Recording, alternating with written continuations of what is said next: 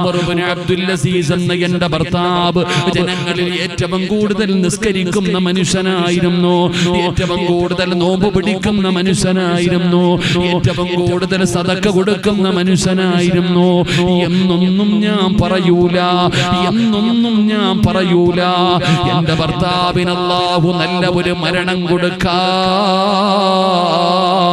ഒരേ ഒരു കാരണമേ ഉള്ളൂ, ഒരേ ഒരു കാരണമേ ഉള്ളൂ. ആ കാരണം എന്തെന്നറിയുമോ? ലാകിൻ വല്ലാഹി മാ റഅയ്തു അഹദൻ അഖ്വഫ ലില്ലാഹ്. ഒരു ഭർത്താവ് മരിച്ചു കഴിഞ്ഞപ്പോ ആ ഭർത്താവിനെ കുറിച്ച് ചോദിച്ചപ്പോ ഒരു ഭാര്യ പറഞ്ഞ മറുപടിയാ, ചെറുപ്പക്കാരാ, ഒരു ഭാര്യ പറഞ്ഞ മറുപടിയാ, വല്ലാഹി ലാകിൻ വല്ലാഹി മാ റഅയ്തു അഹദൻ അഖ്വഫ ലില്ലാഹ്. അല്ലാഹുവിനെ കൊണ്ട് തന്നെയാണ് സത്യം, പടച്ച റബ്ബിനെ കൊണ്ട് തന്നെയാണ് സത്യം. എന്റെ ഭർത്താവിനെ പോലെ അല്ലാഹുവിനെ പേടിയുള്ള, എന്റെ ഭർത്താവിനെ പോലെ അല്ലാഹുവിനെ പേടിച്ച് ജീവിച്ച വേറെ ഒരാളെ ഞാൻ കണ്ടിട്ടില്ല. എന്റെ ഭർത്താവിന് അല്ലാഹുവിനെ വല്ലാത്ത പേടിയാ. ഞങ്ങൾ രണ്ടുപേരും കൂടെ കിടപ്പറയിൽ സംസാരിച്ചു കൊണ്ടിരുന്നപ്പോ ഒരിക്കൽ രണ്ടുപേര് സംസാരിക്കുകയാണ്. ഭാര്യയും ഭർത്താവും കൂടെ കിടപ്പറയിൽ സംസാരിച്ചു കൊണ്ടിരുന്നപ്പോ ഉമർ ഇബ്നു അബ്ദുൽ അസീസിന്റെ ഭാര്യ പറഞ്ഞു,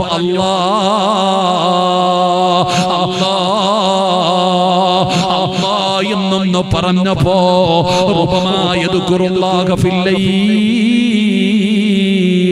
യദുകുറുല്ലാഹ സുമ്മ യബ്കി ഹത്താ യുസ്ബിഹ. പടച്ചവനെ അല്ലാഹ് എന്നൊന്ന് പറഞ്ഞപ്പോ മരണമല്ല, ഖബറല്ല, നരകമല്ല, മസ്റയല്ല, സിറാത്തല്ല, മീസാനല്ല, പെങ്ങള്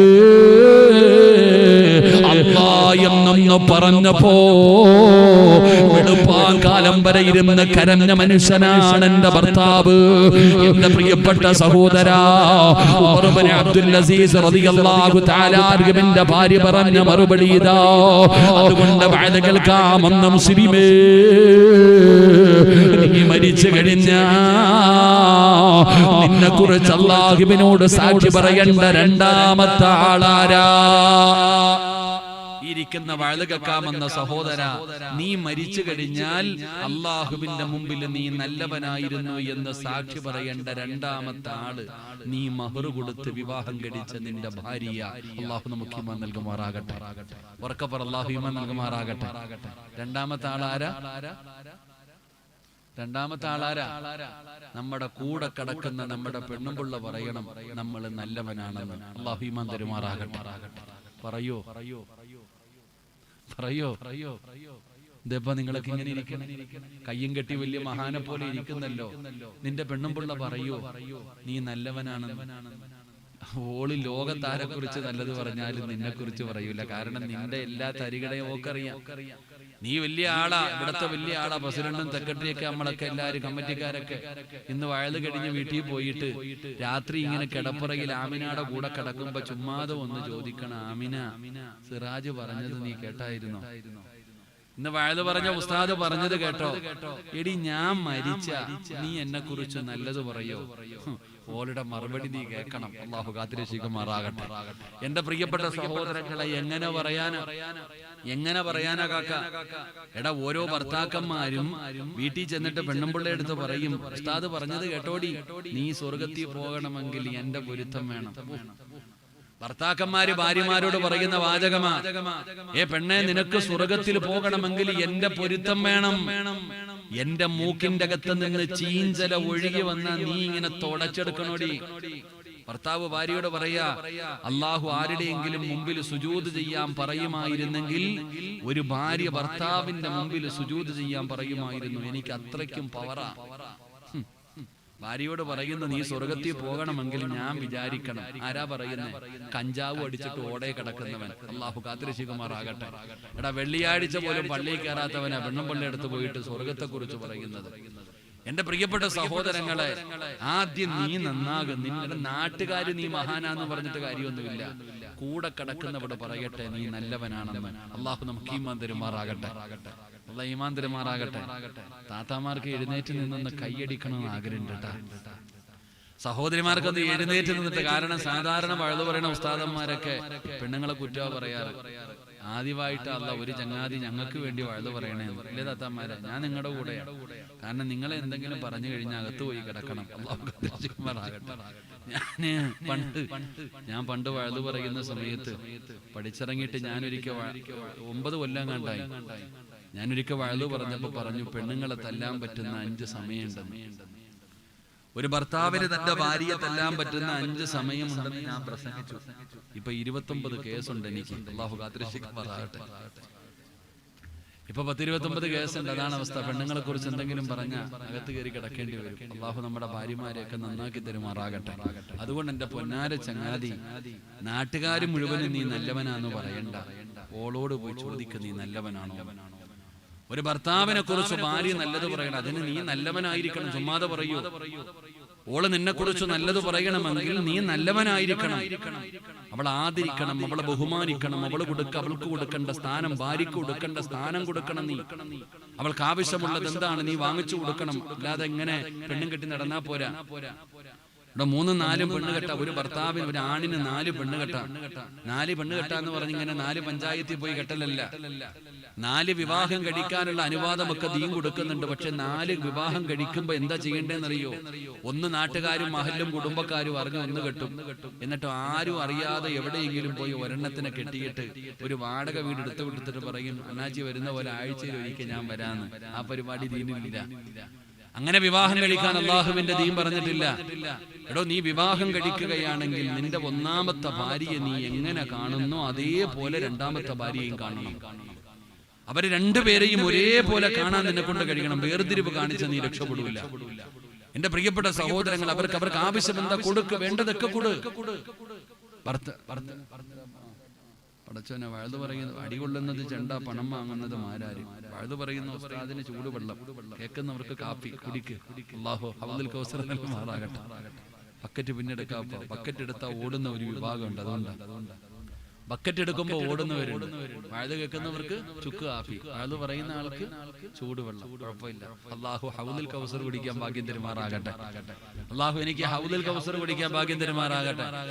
എന്റെ പ്രിയപ്പെട്ട സഹോദരങ്ങളെ, ഭർത്താവിനെ കുറിച്ച് ഭാര്യ നല്ലത് പറയണമെങ്കിൽ നീ നല്ലവനാകണം. നിന്റെ ഭാര്യക്ക് ആവശ്യപ്പെട്ടത് എന്താണോ, അർഹതപ്പെട്ടത് എന്താണോ നീ കൊടുക്കുക. ചെലവിന് പോലും കൊടുക്കാത്ത ആൾക്കാരുണ്ടല്ലോ. ആ ചെലവിന് പോലും കൊടുക്കാത്തത് കൊണ്ടല്ലേ ഭാര്യ ഭർത്താവിന്റെ പോക്കറ്റിൽ നിന്ന് അനുവാദമില്ലാതെ പൈസ എടുക്കുന്ന പെണ്ണുങ്ങളില്ലേ? ഭർത്താവിന്റെ അനുവാദമില്ലാതെ പൈസ എടുക്കാറില്ലേ ഭാര്യമാര്? അങ്ങനെ എടുക്കാൻ പാടുണ്ടോ? അത്താമാര് അങ്ങനെ പൈസ എടുക്കാൻ പാടുണ്ടോ? ഉണ്ടോ? അപ്പൊ ഭർത്താവിന്റെ അനുവാദമില്ലാതെ പൈസ എടുക്കാൻ പാടുണ്ടോ ഭാര്യ? ഉണ്ടോ? ഇല്ല, അവസ്ഥാമാരൊക്കെ ഇരിക്കുന്നുണ്ട്. എടുക്കാൻ പാടുണ്ടോ? ഒരിക്കൽ നബി സല്ലല്ലാഹു അലൈഹി വസല്ലമ തങ്ങളുടെ മുമ്പിൽ ഹിന്ദ് റളിയല്ലാഹു തആല നബി തങ്ങളുടെ മുമ്പിൽ വന്നിട്ട് ചോദിച്ചു, നബിയെ, എന്റെ ഭർത്താവ് അബൂ സുഫിയാൻ നാട്ടുകാരുടെ മുമ്പിൽ വലിയ ആളൊക്കെ തന്നെ, പക്ഷെ എനിക്ക് ചെലവിന് തരാറില്ല. അതുകൊണ്ട് ഞാൻ ആവശ്യമുള്ളപ്പോ അദ്ദേഹത്തോട് ചോദിക്കാതെ പൈസ എടുക്കാറുണ്ട്. അങ്ങനെ എടുക്കാൻ പാടുണ്ടോ? അപ്പൊ നബി തങ്ങൾ പറഞ്ഞ മറുപടി, നിനക്ക് ആവശ്യമുള്ളത് നീ എടുത്തുകൊള്ളാൻ മഹാനായി നബി റസൂലുള്ളാഹി സ്വല്ലല്ലാഹു അലൈഹി വസല്ലം ആവശ്യമുള്ളത് എടുത്തുകൊള്ളാനാ പറഞ്ഞത്. അപ്പൊ ഏത് ഭർത്താവ് എടുക്കാൻ പറ്റുന്ന ആർക്കാ? നിനക്ക് അർഹതപ്പെട്ടത് പോലും തരുന്നില്ല, നിനക്ക് അവകാശപ്പെട്ടത് പോലും വസ്ത്രം വാങ്ങി തരുന്നില്ല, ഭക്ഷണം വാങ്ങി തരുന്നില്ല, നിനക്ക് ആവശ്യമുള്ളത് പോലും തരാതെ വരുന്ന ഭർത്താവിന്റെ അടുക്കൽ നിന്നാ ചോദിക്കാൻ എടുക്കാൻ പറയുന്നത്. അത് തീങ്ങാനിലാക്കിയേക്കരുത്. അല്ലാഹു നമുക്ക് നല്ല ജീവിതം നൽകി അനുഗ്രഹിക്കുമാറാകട്ടെ. അതുകൊണ്ട് എന്റെ പ്രിയപ്പെട്ട സഹോദരങ്ങളെ, നീ നല്ലവനായിരുന്നാൽ നിന്റെ രഹസ്യവും നിന്റെ പരസ്യവും നിന്റെ ഭാര്യക്കറിയാം. അവൾക്കെല്ലാം അറിയാം. നിന്റെ എല്ലാ സ്വഭാവവും നിന്റെ പ്രിയപ്പെട്ട ഭാര്യക്കറിയാം. ആ ഭാര്യ പറയണം, എന്റെ ഇക്ക 1000 നാവായിരിക്കണം. മരണപ്പെട്ടു പോയ ഭർത്താവിനെ കുറിച്ച് ചോദിക്കുമ്പോൾ ഇന്നും പല ഭാര്യമാര് കരയാറുണ്ട്. അവർക്ക് തന്റെ ഭർത്താവിനെ കുറിച്ച് പറയുമ്പോൾ 1000 നാവാ. എന്തൊരു വല്ലാത്ത സ്നേഹം, വല്ലാത്ത ഒരു ബഹുമാനം എന്റെ പ്രിയപ്പെട്ട സഹോദരങ്ങളെ. അതുകൊണ്ട് ഒരു ഭർത്താവിനെ കുറിച്ച് ഭാര്യ നല്ലത് പറഞ്ഞാൽ ആ ഭർത്താവിന് സ്വർഗമുണ്ട്. അള്ളാഹു ആ കൂട്ടത്തിൽ നമ്മളെ പെടുത്തുമാറാകട്ടെ. എന്റെ പ്രിയപ്പെട്ട സഹോദരങ്ങളെ, അൽഹംദുലില്ലാ ഒരു നല്ല ലക്ഷ്യത്തോടു കൂടിയാണ് ഈ പരിപാടി സംഘടിപ്പിക്കുന്നത്. പള്ളിയുടെ പണിയെല്ലാം കഴിഞ്ഞു, അൽഹംദുലില്ലാ. എന്റെ പ്രിയപ്പെട്ടവരെ, ഇനി അള്ളാഹുവിന്റെ വിശുദ്ധമായ ഖുർആൻ പഠിപ്പിക്കുന്ന ഒരു സ്ഥാപനം വേണം. ആ സ്ഥാപനം വേണമെങ്കിൽ എന്റെ പ്രിയപ്പെട്ടവരെ അല്പം സ്ഥലം വേണമല്ലോ. ഈ വഅദ് പറയുന്ന മജ്ലിസ് പടച്ചവനെ ഇരിക്കുന്ന സ്ഥലം ഒരു മദ്രസ പണിയാണ്, ഒരു ഖുർആൻ പഠിപ്പിക്കുന്ന സ്ഥാപനം പണിയാൻ. പടച്ചവനെ ഈ വസ്തു വാങ്ങണമെങ്കിൽ ലക്ഷക്കണക്കിന് രൂപ വേണം. സംഘാടകർ ബക്കറ്റുമായി നിങ്ങളുടെ മുമ്പിലേക്ക് കടന്നു വരികയാണ്. എന്റെ പ്രിയപ്പെട്ടവരെ, ഒരാളും വെറുതെ കൊടുക്കണ്ട. കൊടുത്തെന്ന് പറഞ്ഞ് നിനക്ക് ലാഭമല്ലാതെ നഷ്ടമൊന്നുമില്ല. അല്ലാഹു നിനക്ക് തന്നതിൽ നിന്നൊരു 10 രൂപ എടുത്ത് നീ ബക്കറ്റിന്റെ അകത്തിട്ടാൽ അതുകൊണ്ടുള്ള പ്രയോജനം എന്തെന്നറിയോ? സ്വദഖത്തു റദ്ദുൽ ബലാ. സദഖ വിപത്തുകളെ തട്ടിമാറ്റുമെന്നാണ്. മാരകമായ രോഗങ്ങള്, അറുത്തുമുറിക്കുന്ന രോഗങ്ങള്. എനിക്ക് മുമ്പ് പ്രസംഗം നടത്തിയ മനുഷ്യൻ പറഞ്ഞത് നിങ്ങൾ കേട്ടവരാണ്.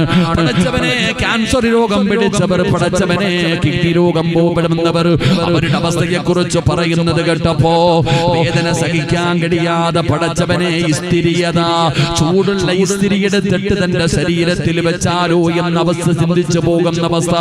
എന്തൊരു വേദനയാണെന്നറിയോ? ക്യാൻസർ എന്ന് പറയുന്ന രോഗം വന്നു കീമോ ചെയ്ത് കഴിഞ്ഞാലുള്ള അവസ്ഥ എന്താണെന്ന് പടച്ചവനെ വന്നവർക്കേ അറിയൂ സഹോദരാ. എത്രയൊക്കെ കെട്ടിപ്പൊക്കിയാലും എല്ലാം പോവുകയാണ്, സമ്പാദ്യം മുഴുവനും പോവുകയാണ്. പടച്ചവനെ വാഹനം പോകുന്നു, സമ്പത്ത് പോകുന്നു. എന്റെ സഹോദരാ, അതിന്റെ പ്രയാസം എന്താണെന്ന് നിങ്ങളുടെ കുടുംബത്തിൽ പലർക്കും അറിയല്ലോ. എന്തിനാ നിങ്ങളുടെ പള്ളിയിലെ ഖതീബ് ശിഹാബ് ഉസ്താദിന്റെ പ്രിയപ്പെട്ട ഭാര്യ വഅദ് പറയുന്ന സദസ്സിൽ ഇവിടെ ഇരിക്കുന്നുണ്ട്. സമയം കിട്ടുമെങ്കിൽ അറിയുമെങ്കിലും ഒന്ന് ചോദിക്കും നിങ്ങള് ആ വേദന എന്താണെന്ന്, ആ പ്രയാസം എന്താണെന്ന്. എങ്ങനെ നടന്നിരുന്ന മനുഷ്യനാണെന്നറിയോ? പക്ഷേ ദുആ കൊണ്ട് രക്ഷപ്പെട്ടതാണ്. പടച്ചവനെ ആ ഖുർആൻ ഓതിയിട്ടുള്ള ദുആ ഉണ്ടല്ലോ, ഓരോ വർഷവും റമളാൻ മാസം മുഴുവനും പരിശുദ്ധമായ പള്ളികളിൽ അവിടെ ഇമാമത്ത് നിന്നിട്ട് പടച്ച റബ്ബിന്റെ മുമ്പിൽ ആത്മാർത്ഥമായി ദുആ ചെയ്തപ്പോ എന്റെ സഹോദരാ വല്ലാത്ത വേദനയാണോ, എന്തൊരു പ്രയാസമാണെന്നറിയോ? എന്റെ പ്രിയപ്പെട്ടവരെ, മാരകമായ രോഗങ്ങളിൽ നിന്ന് രക്ഷപ്പെടാനുള്ള വഴിയാണ് സദഖ. അല്ലാഹുവിന്റെ പ്രവാചകൻ പറഞ്ഞു, അല്ലാഹുവിന്റെ റസൂല് പറയുകയാ, അല്ലാഹുവിന് ചില അടിമകളുണ്ട്. ആ അടിമകൾക്ക് രോഗം വന്നാ അവര് സദഖ കൊടുത്ത് ചികിത്സിക്കുമെന്ന് നബി മുഹമ്മദ് മുസ്തഫ സല്ലല്ലാഹു അലൈഹി വസല്ലമ തങ്ങൾ പറയുകയാണ്. അവർക്ക് രോഗം വന്നാൽ അവര് സദഖ കൊടുത്ത് ചികിത്സിക്കുമടോ. അതുകൊണ്ട് ആ പെങ്ങളെ ക്യാൻസറിന്റെ ടെസ്റ്റിന് അയക്കുമ്പോ പള്ളിക്ക് കൊടുക്കുന്നത്, പാപങ്ങൾക്ക് കൊടുക്കുന്നത്, സ്ഥാപനങ്ങൾക്ക് കൊടുക്കുന്നത് എന്തിനാ മോളെ? രക്ഷപ്പെടാനല്ലേ. അതുകൊണ്ട് പരിശുദ്ധമായ ഖുർആൻ പഠിപ്പിക്കുന്ന ഒരു സ്ഥാപനത്തിന് വേണ്ടിയാണ് സംഘാടകർ ബക്കറ്റുമായി നിങ്ങളുടെ മുമ്പിലേക്ക് കടന്നു വരുന്നത്. അല്ലാഹുവോട് പറയണം, ഏതെങ്കിലും മാരകമായ അറുത്തുമുറിക്കുന്ന രോഗങ്ങളുടെ അണുക്കൾ എന്റെ ശരീരത്തിലുണ്ടോ? ഈ സദഖയുടെ ബറക്കത്ത് കൊണ്ട് കരിച്ച് കളയണേ അല്ലാ. എന്നെ അറുത്തുമുറിക്കല്ലേ അല്ലാ. എന്റെ കൈകാലുകളെ മുറിച്ചു മാറ്റല്ലേ അല്ലാ. പടച്ചവനെ, ആ വേദന സഹിക്കാൻ കഴിയാതെ ആത്മഹത്യ ചെയ്താൻ ആഗ്രഹിച്ചു പോകുന്ന അവസ്ഥയെ തൊട്ട് നീ കാക്കണേ അല്ലാ. എല്ലാവരും ഒന്ന് പോക്കറ്റിൽ കൈവെക്കടോ. അല്ലാഹു തന്നതിൽ നിന്നൊരൽപ്പമെടുക്ക്, അല്ലാഹു തന്നതിൽ നിന്നൊരൽപ്പമെടുക്ക്. ഒരിക്കലും നഷ്ടമാകില്ല ചെറുപ്പക്കാരാ. എത്രയോ പൈസ വെറുതെ കളയുന്നടാ പൊന്നുപോര്. ഇത് നിനക്ക് പ്രയോജനമാണ്, ഇത് നിനക്ക് ആഖിറത്തിൽ രക്ഷയുള്ളതാണ്. അതുകൊണ്ട് മനസ്സറിഞ്ഞുകൊണ്ടൊരു സദഖ കൊടുക്ക്. അല്ലാഹുവേ, ഈ സദഖ സ്വീകരിക്കണേ അല്ലാ, സ്വീകരിക്കണേ അല്ലാ. സല്ലല്ലാഹു അലാ മുഹമ്മദ് സല്ലല്ലാഹു അലൈഹി വസല്ലം സല്ലല്ലാഹു അലാ മുഹമ്മദ് സല്ലല്ലാഹു അലൈഹി വസല്ലം അല്ലാഹുമ്മ സ്വല്ലി അലാ മുഹമ്മദ് യാ റബ്ബി സ്വല്ലി അലൈഹി വസല്ലം. ഇൻഷാ അല്ലാഹ് എല്ലാവരും അവരവരുടെ കയ്യിലുള്ളതിൽ ഒരു നല്ല സദഖ, അല്ലാഹുവേ ക്യാൻസറോ ട്യൂമറോ കിഡ്നി രോഗമോ ലിവർ രോഗമോ ഏതെങ്കിലും ഒരു മാരകമായ രോഗം അതിന്റെ അണുക്കൾ എന്റെ ശരീരത്തിൽ ഉണ്ടെങ്കിൽ അല്ലാഹുവേ ഞാൻ കൊടുക്കുന്ന ഈ സദഖയുടെ ബറക്കത്ത് കൊണ്ട് നീ ഒരു പനിയാക്കി മാറ്റണം, നീ കരിച്ചു കളയണം, എന്നെ അറുത്തു മുറിക്കല്ലേ അല്ലാ, എന്നെ രക്ഷപ്പെടുത്തണേ അല്ലാ എന്ന നല്ല ഒരു നിയത്തോടെ ഒരു സദഖ എടുക്ക്. അല്ലാഹു കബൂലാക്കുമാറാകട്ടെ. എല്ലാവരും ഒന്ന് പോക്കറ്റ് കൈവച്ച് ബക്കറ്റ് എല്ലാവരും ഒന്ന് പോക്കറ്റ് കൈവച്ച് ഇൻഷാ അല്ലാഹ് ഒരു 3 സ്വലാത്ത് സ്വല്ലല്ലാഹു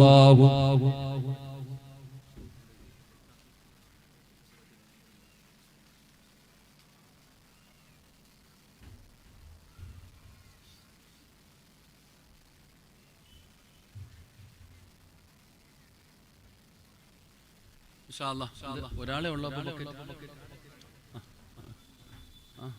നമ്മുടെ ചങ്ങാതിയാണല്ലോ.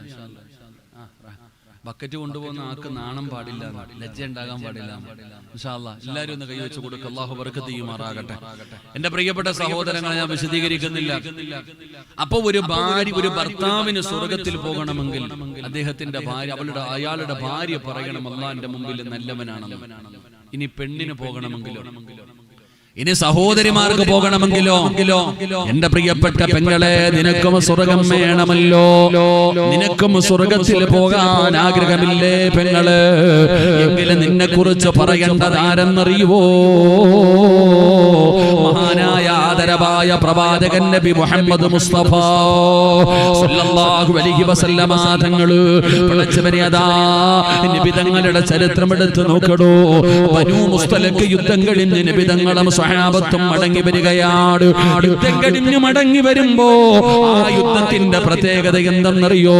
അല്ലാഹുവിന്റെ പ്രവാചകൻ സല്ലല്ലാഹു അലൈഹി വസല്ലമ തങ്ങളുടെ കൂടെ പ്രിയപ്പെട്ട ഭാര്യയായ ആയിഷ ബീവി റളിയല്ലാഹു തആല അൻഹ ആ യുദ്ധത്തിന് പോയപ്പോ നബി തങ്ങളുടെ കൂടെ ആയിഷ ബീവിയും പോയിരുന്നു. പടച്ചവനെ, യാത്രയാണല്ലോ, ഒരുപാട് ദൂരമാണല്ലോ, മലമൂത്ര വിസർജനം നടത്തണമല്ലോ. അതുകൊണ്ട് ഒരു സ്ഥലത്തെത്തിയപ്പോ അല്ലാഹുവിന്റെ റസൂൽ പറഞ്ഞു, നിൽക്കു സഹാബ, യാത്രയവിടെ നിർത്തുകയാ, യാത്രയവിടെ നിർത്തുകയാ. അല്ലാഹുവേ, ആയിഷ ബീവി റളിയല്ലാഹു തആല അൻഹയോട് പറഞ്ഞു, നിന്റെ ആവശ്യ പൂർത്തീകരണത്തിന് വേണ്ടി പോകാൻ. അങ്ങനെ ആയിഷ ബീവി ഇറങ്ങി പോയടോ. ആയിഷ ബീവി റളിയല്ലാഹു തആല അൻഹ തന്റെ ആവശ്യത്തിന് വേണ്ടി ഇറങ്ങിപ്പോയി. അവസാനം എല്ലാം കഴിഞ്ഞ് ആയിഷ ബീവി റളിയല്ലാഹു തആല അൻഹ മടങ്ങി വന്നു. പടച്ചവനെ, വാഹനത്തിലേക്ക് കയറുകയാണ്, തന്റെ കട്ടിലിലേക്ക് കയറുകയാണ്. ആയിഷ ബീവി കയറുന്നതിന് വിധങ്ങൾ കണ്ടു, സഹാബത്തിൽ പലരും കണ്ടു. പടച്ചവനെ, ആയിഷ ബീവി കയറി കഴിഞ്ഞപ്പോ അല്ലാഹുവേ, ആണുങ്ങൾ മുഴുവനും കടന്നു പോവുകയാണ്. എല്ലാവരും അവരവരുടെ ആവശ്യങ്ങൾക്ക് വേണ്ടി കടന്നുപോയി. കുറച്ചു സമയം കഴിഞ്ഞപ്പോ ആയിഷ ബീവിക്കൊരു കാര്യം മനസ്സിലാവുകയാണ്. തന്റെ കഴുത്തിൽ കിടന്ന മാല കാണുന്നില്ല, തന്റെ കഴുത്തിൽ കിടന്ന മാല കാണുന്നില്ല. ആയിഷ ബീവി റളിയല്ലാഹു തആല അൻഹയ്ക്ക് മനസ്സിലായി, ഞാൻ പോയ സ്ഥലത്താണ് നഷ്ടപ്പെട്ടതെന്ന് മനസ്സിലായി. ആയിഷ ബീവി പുറത്തു നോക്കി, നബി തങ്ങളെ കാണുന്നില്ല. അല്ലാഹുവിന്റെ റസൂലിനോട് പറഞ്ഞിട്ട് പോകാമെന്ന് കരുതിയിട്ട് ആയിഷ ബീവി നോക്കുമ്പോ നബി തങ്ങളെ കാണുന്നില്ല, പല ആണുങ്ങളെ കാണുന്നില്ല. ആയിഷ ബീവി വിചാരിച്ചു ഓടിച്ചെന്ന് എടുത്തുകൊണ്ടുവരാ. അതുകൊണ്ട് ആരോടും പറയാതെ ആയിഷ ബീവി റളിയല്ലാഹു തആല അൻഹ ഇറങ്ങി പോവുകയാ. പടച്ചറപ്പേ, ആയിഷ ബീവി റളിയല്ലാഹു തആല അൻഹ ഇറങ്ങി പോകുന്നത് ഒരാളും കണ്ടില്ലടോ. ആയിഷ മാല തിരഞ്ഞു പോവുകയാണ്. സഹാബത്ത് വന്നു, നബി തങ്ങൾ വന്നു, എല്ലാവരും വന്നു കഴിഞ്ഞപ്പോ ആയിഷ ബീവി ഉണ്ടോ എന്ന് നോക്കിയില്ല. കാരണം ആയിഷ കേറുന്നത് കണ്ടതാണല്ലോ, അതുകൊണ്ട് ഒരാളും ശ്രദ്ധിച്ചില്ല.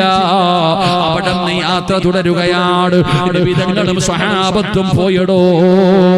ആയിഷ ബീവി റളിയല്ലാഹു തആല അൻഹ മാലയുമായിട്ട് ഓടി വരുമ്പോ സുബ്ഹാനല്ലാഹ്, അല്ലാഹുവിന്റെ റസൂലിനെയും സ്വഹാബത്തിനെയും കാണുന്നില്ല. എന്ത് ചെയ്യണമെന്നറിയില്ല. ആയിഷയിരുന്ന് കരയുകയാണ്. ആരാരുമില്ലാത്ത വഴിയോരത്ത് ഒറ്റയ്ക്കിരുന്ന് കരയുകയാണ്. പ്രായം കുറഞ്ഞവളാണ്. എന്ത് ചെയ്യണമെന്നറിയില്ല. അപ്പോഴാണ് സഫ്വാൻ എന്ന് പറയുന്ന സ്വഹാബി വരുന്നത്.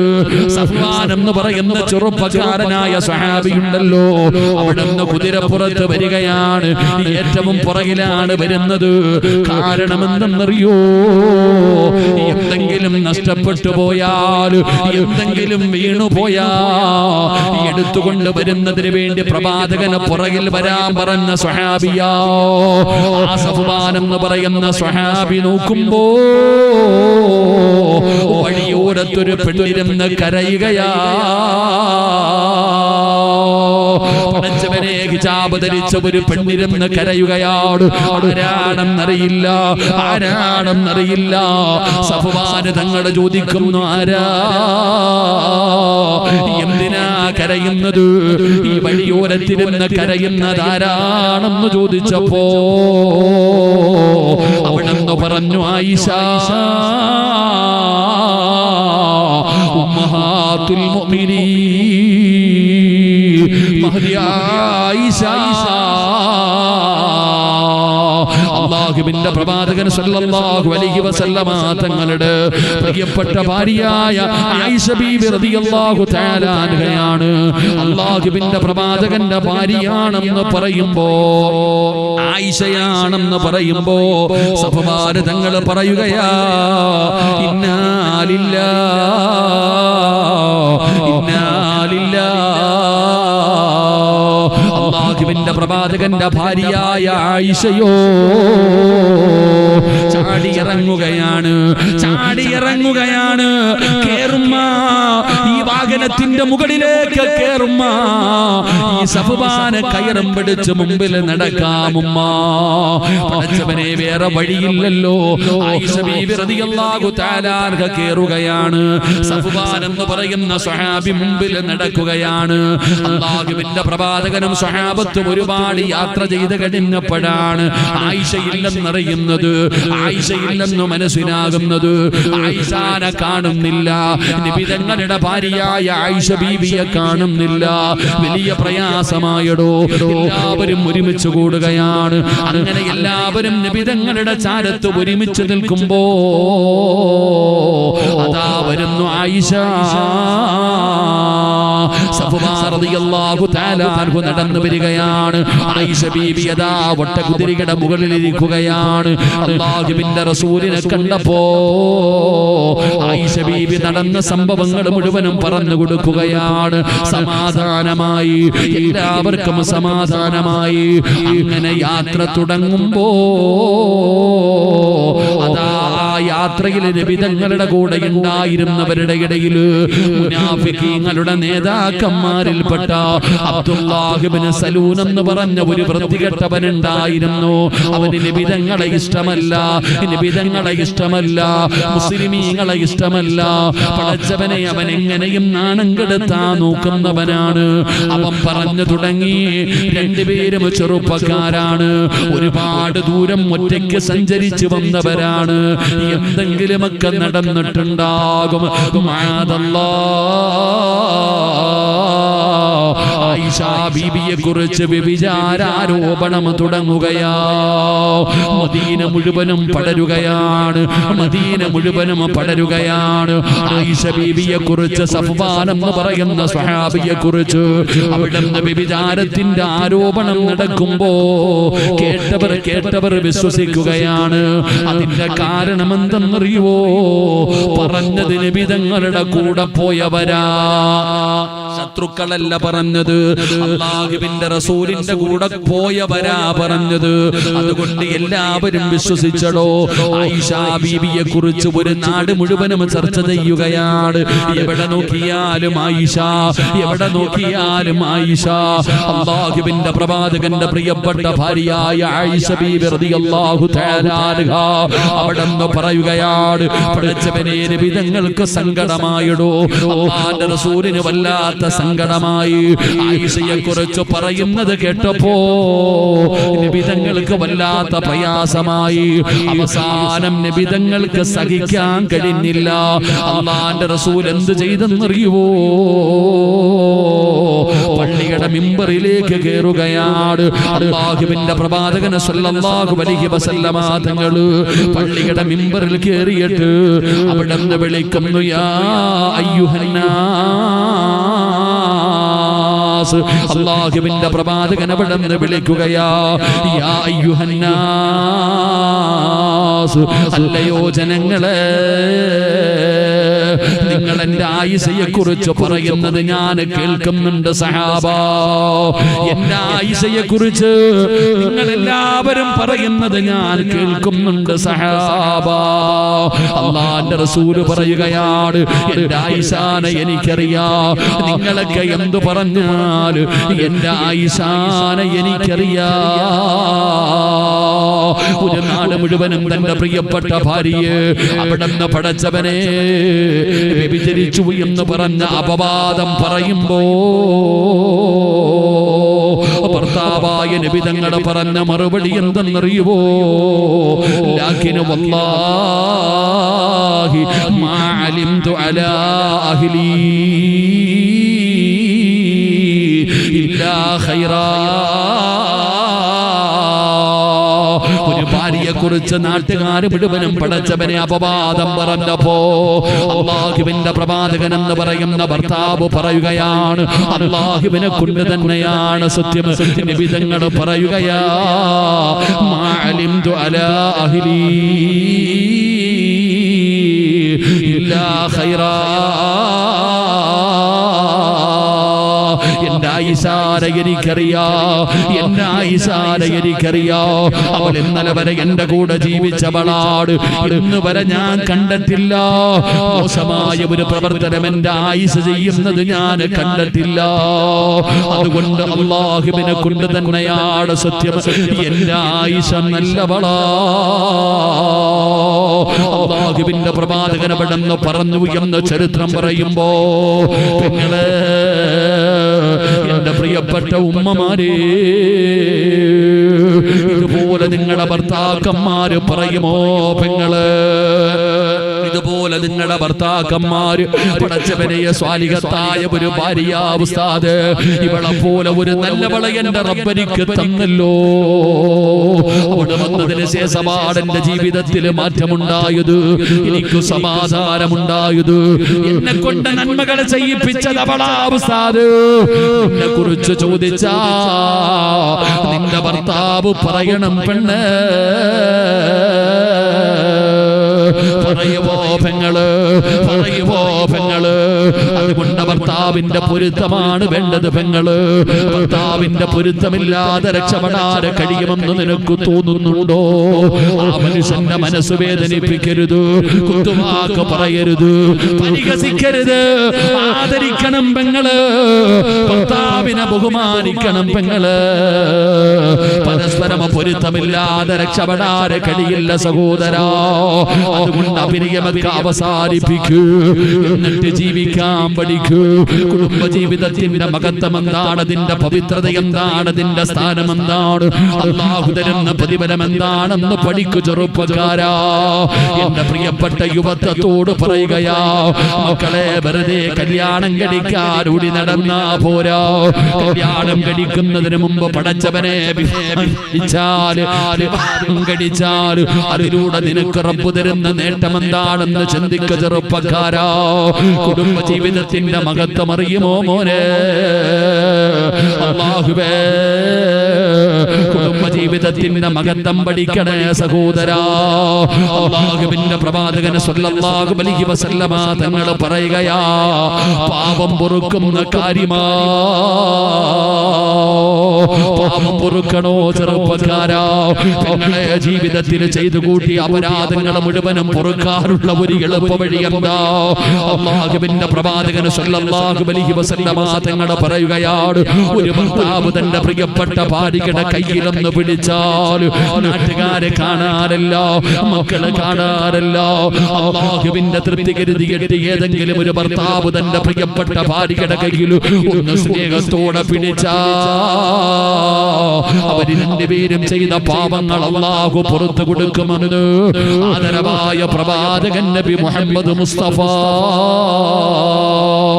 സല്ലല്ലാഹു അലൈഹി വസല്ലമ തങ്ങൾ പറയുകയാണ്, പാപം പൊറുക്കും ചെറുപ്പക്കാരാ, ഇന്ന് ലോകത്ത് സമാധാനമില്ലടോ, ഇന്ന് ലോകത്ത് സമാധാനമില്ലടോ. എങ്കിൽ അല്ലാഹുവിന്റെ വിശുദ്ധമായ ഖുർആൻ പറയുകയാണ്, വിവാഹം കഴിച്ചാ അല്ലാഹു അവർക്ക് സമാധാനം കൊടുക്കുമെന്ന് അല്ലാഹുവിന്റെ വിശുദ്ധ ഖുർആൻ. അവിടെന്ന് പറയുകയാ, സമാധാനം കിട്ടുമടോ വിവാഹം കഴിച്ചാൽ, ബർക്കത്തുണ്ടാകും സഹോദരാ, വിവാഹം കഴിച്ചാ ബർക്കത്തുണ്ടാകുമടോ. ദീന് പൂർത്തിയാവുകയാണ്, ദീന് പൂർത്തിയാവുകയാണ്.